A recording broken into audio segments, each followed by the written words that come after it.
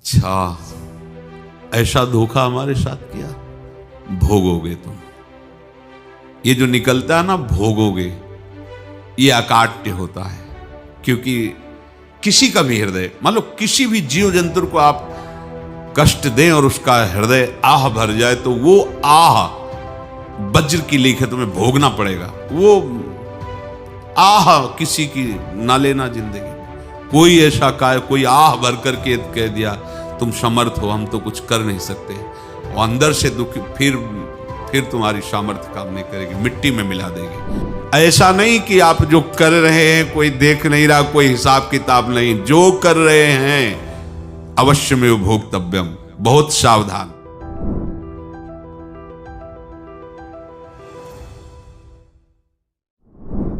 जीव स्वयं नित्य निरंतर कर्मों के जाल को रच रहा है और अपने आप को बांध रहा है। आपको मुक्त होना है, बंधना नहीं है। जीव का जन्म कर्मों के अनुबंध से होता है, कर्मों के बंधन से होता है, और उसको अपना ऋण चुकाना होता है। कर्मानुबंध ये बहुत सूक्ष्म विषय है। जैसे आप जिस परिवार में जन्म लिए हैं, तो उस परिवार के लोगों से आपका ऋण है, इसलिए उसी परिवार में आप आए हैं। और ऋणानुबंध उसको बिना चुकाए या बिना वसूल किए आप वहां से जाएंगे नहीं। आपको लेना है तो वसूल करना है, और देना है तो चुकाना है। ये पूर्व के जन्मों से निश्चित किया गया है। जैसे किसी के यहां पुत्र हुआ, जन्म से ही पैसा खर्चा शुरू हुआ, जो बड़ा हुआ तो उद्दंडता के द्वारा मार पूरे परिवार को क्लेश पर क्लेश देता चला जा रहा है। ये तुम्हारे कर्म का फल है। या ऐसे शक्तिहीन बुद्धिहीन ऐसे पागल पूरे जीवन सेवा करो, तुमसे अपना हिसाब चुकाने के लिए वो आया है।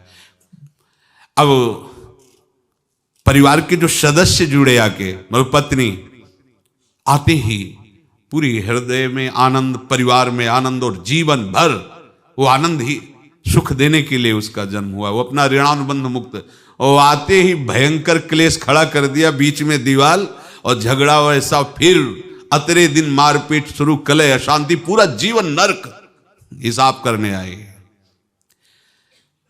यहां ऋण चुकाए बिना कोई जा नहीं सकता, ऋण चुकाना पड़ेगा। किसी का ऋण वसूल करना है तो किसी को ऋण चुकाना है, दोनों काम करने होते हैं। अनेक जन्मों में अनेक लोगों के साथ हमने जो बर्ताव किए हैं, अच्छे या बुरे, वो होंगे। अब किसी आदमी को हम जानते नहीं, अचानक मिला, अचानक टक्कर लगा और मार पीट गाली गुप्ता सब कर दिया, चुपचाप सह लो। क्यों? ये आपका हिसाब है, पूर्व का हिसाब। हमारा उससे कोई द्वेष नहीं, कोई संकल्प नहीं। अचानक घटना घटी और हमसे द्वेष करने लगा, हमें पीटने लगा, हमें गालियां दे, ये हिसाब है, चुपचाप सह जाओ। अपने घर का भाई ही भारी दुश्मन बन गया और क्लेश दे, हिसाब है। एक प्रभुदत्त ब्रह्मचारी जी की वाणी में पढ़ा था, एक महात्मा जी भ्रमण करते थे, तो उस समय असरफियां चलती थी, मोहरे असरफियां, तो उनको भेंट में देते लोग। तो या तो ठाकुर सेवा में लगे तत्काल, या संत सेवा में तत्काल लगे, उसका संग्रह करके डोलना ये ठीक नहीं है बैरागी के लिए, सिद्धांत में ये ठीक नहीं है। तो जब 2, 4, 6, 8 ऐसे मोहरे हुई, तो उन्होंने विचार किया कि और भ्रमण करके जब काफी मोहरे हो जाएंगी तो प्रयागराज में जब कुंभ पड़ता है, एक बार पूरे सब अखाड़े के संतों को, अलग अलग संप्रदाय सब संतों को बुलाएंगे और सबको पुआएंगे। अब साधु है तो यही विचार करेगा, और क्या विचार करेगा। तो उन्होंने एक ऐसे डंडा बनवाया, बेंत, जो ऊपर से चूड़ीदार और भीतर पोला, और मोहरे उसमें डालते गए। और भ्रमण, जहां जहां श्रद्धालु भगत थे सबके यहां जाना, और इच्छा रखना कि एक मोहर तो दे ही दे दक्षिणा में। कामना कोई भी हो वो बांधती ही है, ध्यान रखना।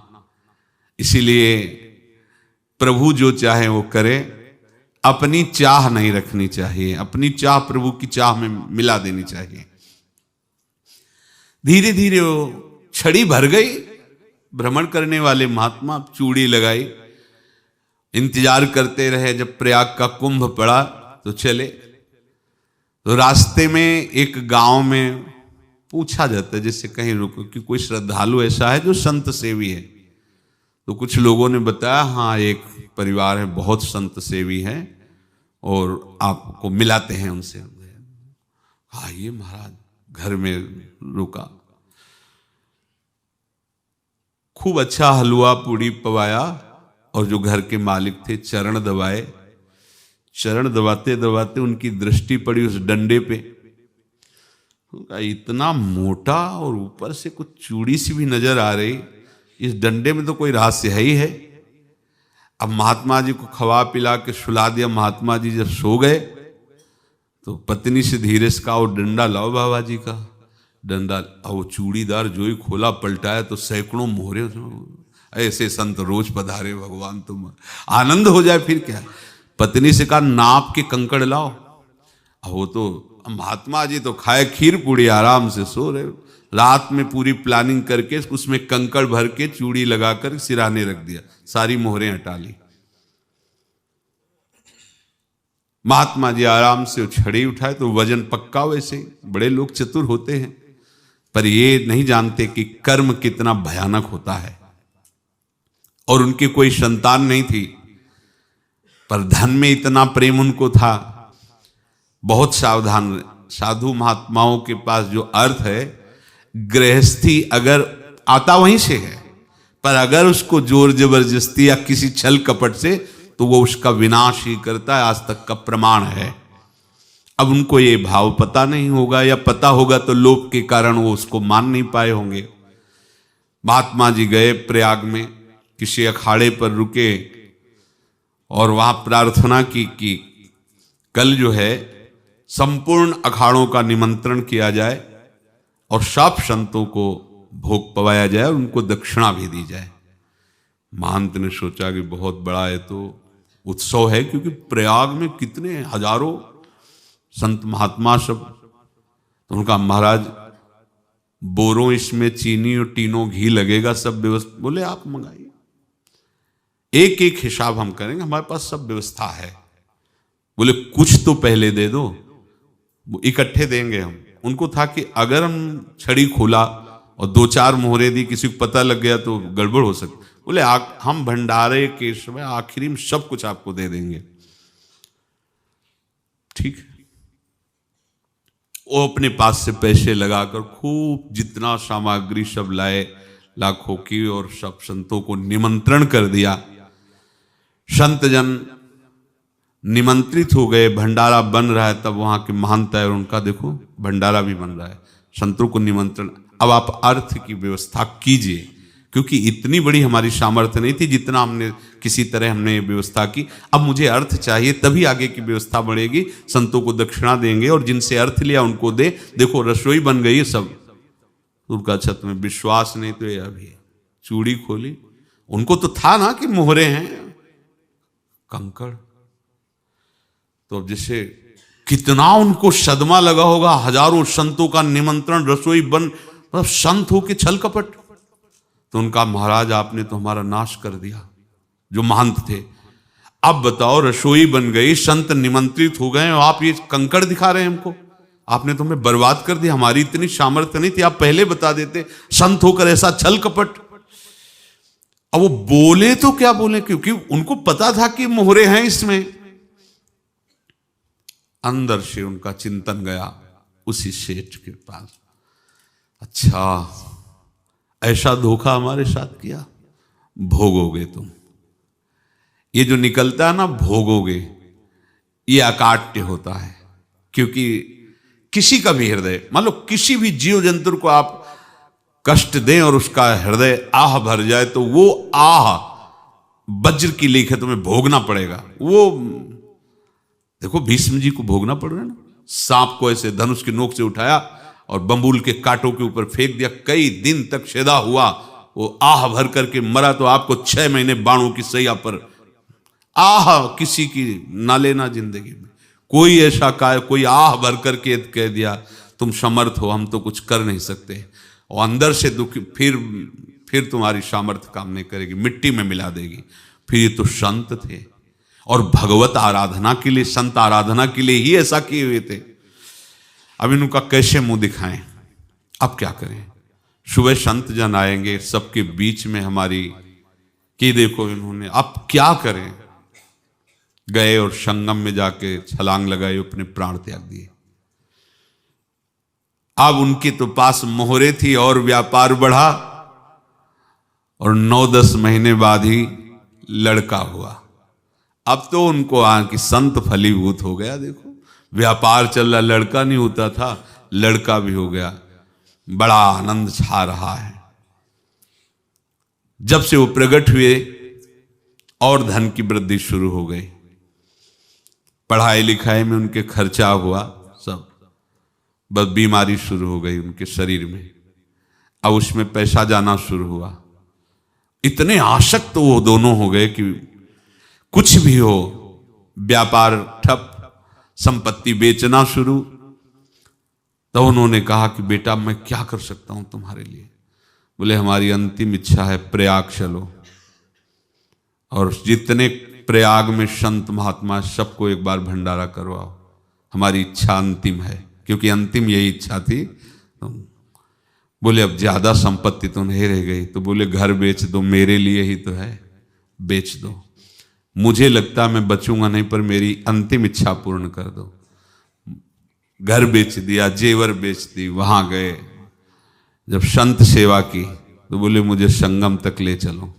संगम तक ले गए और बोले समझे तुम चुराए थे और हमने उसको छीना है, कुछ नहीं रह गया तेरे पास कुछ, अब केवल ममता और आसक्ति में जलकर मर और नरक प्राप्त कर। मैं वही महात्मा हूं जिसकी तूने मोहरे ली थी, शरीर छोड़ दिया। महात्मा को जन्म लेना पड़ा और इनको दुर्गति भोगनी पड़ी। ऋणानुबंध, होश में। ऐसा नहीं कि आप जो कर रहे हैं कोई देख नहीं रहा, कोई हिसाब किताब नहीं, जो कर रहे हैं अवश्य में भोक्तव्यम। बहुत सावधान। अनेक जन्मों में अनेक लोगों से जो कुछ लिया दिया है, इस लेने देने को मिटा देने के बाद ही तुम मुक्त हो गए। इसीलिए एक उपाय है, लेना न देना मगन रहना। क्या? मालिक को समर्पित हो जाओ, मालिक को अपना माना हुआ समर्पित कर दो, खत्म। अहम त्वाम स्वरूपापेभ्यो मोक्षयिष्यामि, सब खत्म। आगे पीछे लेना देना सब खत्म। एकादश स्कंद में भगवान श्री कृष्णचंद्र जी ने कहा जो मेरे चरणों का आश्रय लेकर भक्त मेरा भक्ति करता है, उसके पितृ ऋण, मातृ ऋण, देव ऋण, ऋषि ऋण, सब ऋणों से मैं मुक्त कर देता हूं। बस यही एक उपाय है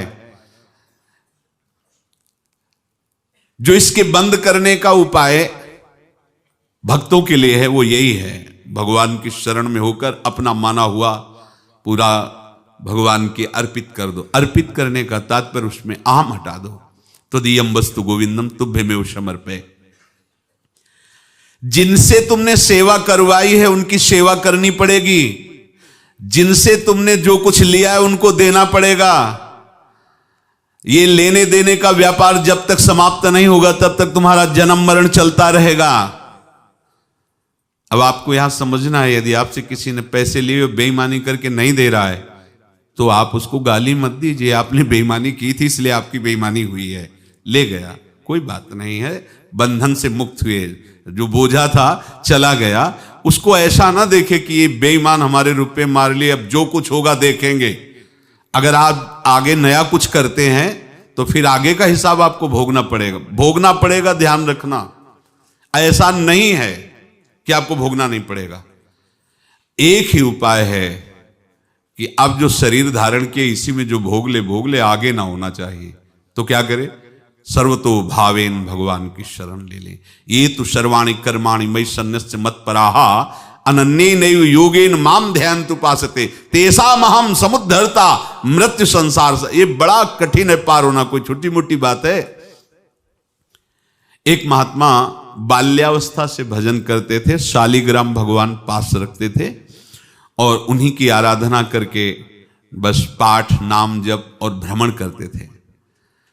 यौवन अवस्था थी, गंगा जी के किनारे अपने ठाकुर को विराजमान करके स्नान करने के लिए कपड़ा ही उतार रहे थे कि 90 लोग आ गए, भाला तलवार सब ले, मारो मारो इसको मारो, घेर लिया। तो उन्होंने हाथ जोड़कर कहा हमने क्या अपराध किया, कोई सुन ही नहीं रहा। तो उन्होंने कहा मार तो डालोगे ही आप 90 लोग, हम कोई अस्त्र शस्त्र तो लिए नहीं, एक बार हमें गंगा में डुबकी लगा देने दो और अपने ठाकुर को स्नान करा देने दो, फिर इसके बाद आप मार देना। भगवत इच्छा से वो लोग रुक गए, स्नान किया और अंदर से प्रार्थना की, प्रभु ये क्या लीला है आपकी, आपके सिवा मेरा कोई है नहीं और ये मुझे मारना चाहते हैं। तो भगवान ने जानते हो क्या कहा उनके अंतर में, तुम मेरे में ध्यानस्थ हो करके शरीर को छोड़ो, ये लोग मारेंगे, ये मेरे भजन का फल है कि तुम्हें 90 जन्म नहीं लेना पड़ेगा, एक ही जन्म में 90 मिलके, तुमने 90 हिंसा की थी पूर्व में, तो तुम्हें 90 बार जन्म लेना होता और एक एक करके मारते। ये मेरे भजन का प्रताप है कि एक बार में ही 90 का हिसाब हो जाएगा। तुम आंख मूंदो, मेरे ध्यान में मगन रहो, मेरे प्रताप से तुम्हें कोई चोट नहीं होगी और स्वाभाविक मूर्छावस्था में प्राण तुम्हारे छूट जाए। ऐसा ही हुआ।